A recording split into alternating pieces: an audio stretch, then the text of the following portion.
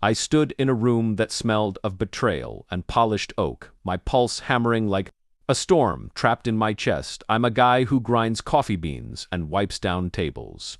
At my little Phoenix Cafe Ember's hearth, named for my mom's quiet warmth, I faced a woman who had spent years chiseling me out of my father's life, her sapphire rings flashing like warning signals. Celeste thought she'd already claimed his $180 million legacy, her smile sharp as a razor. I figured I'd walk away with nothing but scars, but when the lawyer's voice cracked the silence, everything I thought I knew turned to cinders. Let's dive in. This wasn't my place. Suits and briefcases.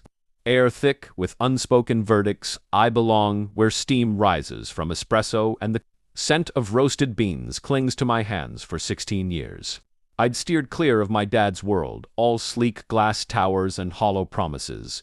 I loved him, God, I loved him, but Celeste made sure I was a stranger in his shadow. She sat there certain she'd won before a word was read. I thought so too, but some ghosts don't stay buried. I was 5 when life felt like a summer dusk. Our house in Portland hummed with Mom's cedarwood scent and the crackle of her favorite records. Dad, Gideon, with hands like oak and a grin that lit up the room, he'd toss me in the air, call me his little foreman, and we'd sketch dream houses on napkins.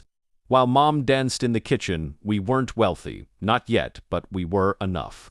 Then, one November night, when frost bit my fingertips, it all broke apart. I was in the back seat, humming along to Mom's song when a van roared through a stop sign. The world spun metal, shrieked, my arm burned, and Mom's hand, always steady, went still.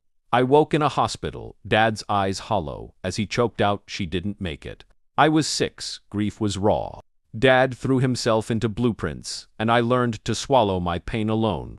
While we were 2 shadows holding on at 10, Celeste entered like a cold front in a velvet coat. We met at a waterfront bistro, her voice smooth as glass, asking about my grades, my hobbies, my dreams. Her eyes, though, were predators, mapping me as prey. 4 months later, Dad married her, our home transformed. Mom's cedarwood candles replaced by sterile orchids, her warm sketches swapped for sharp-edged sculptures. Celeste's voice echoed, never for me when they're kids.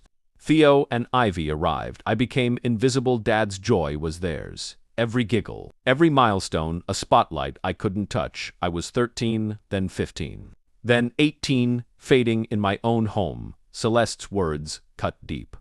Luther, you could at least try to belong. Or Ivy's, so poised already, watch her. Each jab pushed me further out. At 18, I grabbed a backpack and bolted to Phoenix, trading chandeliers for an attic room above a bar. The tang of whiskey and coffee grounds set me free. I built something real. Work nights, study business by day, and pour my heart into Ember's hearth, my cafe. Small wooden tables, a sketch of Mom by the register, the glow of fairy lights. It's mine. Dad's calls were rare, his voice heavy with regret, but Celeste's presence lingered like smoke. I told myself I didn't need him. I made my own way. Then one March morning, as I scrubbed mugs in the dawn quiet, my phone lit up. A stranger, Mr. Vale. Your dad's in critical condition. My hands shook, coffee grounds scattering like dirt. I locked the cafe, caught a train to Portland, and stepped into a hospital room thick with antiseptic and guilt. Celeste blocked the doorway, her lips a tight line. What do you want, Luther? She spat. I pushed past. Dad looked, small wires snaking around him, but his eyes caught mine. Luther, he whispered. I messed up, but I fixed it. You'll know soon. I held his hand, feeling the weight of lost years. Celeste loomed, but I tuned her out. Dad was gone 6 days later. The funeral was a haze of drizzle and Celeste's staged sobs. She cornered me by his headstone, her voice a hiss. Don't dream of a payout, Luther. This is my family's now. I didn't bite back. I just needed to say goodbye, but Dad's words stuck. I fixed it. What did he fix? Monday, I walked into the lawyer's office, my work boots scuffing mahogany floors. Celeste sat at the table's head, Theo and Ivy at her sides, her brother Felix smirking like he'd already cashed the check the air buzzed with their victory. The lawyer, Mr. Harrow, gray-haired and calm, began to Celeste. Vale, Theo, and Ivy, I leave my Oregon cabin and my '99 Jeep. Celeste's laugh choked. Theo leaned forward. That's IT, she snapped, the company, the accounts. Mr. Harrow's eyes flicked to me, a spark in them. My heart thundered 6 years ago, he said, sliding a folder forward. Gideon Vale created a trust. It holds his construction firm, the Portland estate, the island villa, the jet, $180 million in assets. He paused, voice steady. The sole beneficiary is Luther Vale. The room ignited. That's impossible, Celeste shrieked. Theo cursed. Ivy gasped. Felix vowed to sue. I sat frozen. Dad's signature.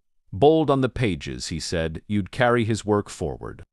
Mr. Harrow said quietly, he believed in you. I walked out into the spring light folder, clutched tight, my chest torn between loss and gratitude. Dad saw me, even when I thought he hadn't. Back at Ember's hearth, I ground.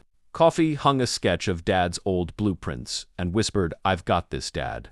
This isn't about wealth. It's about proving I'm more than the kid, Celeste. Try to bury if you got a shot to reclaim what matters. What would you do?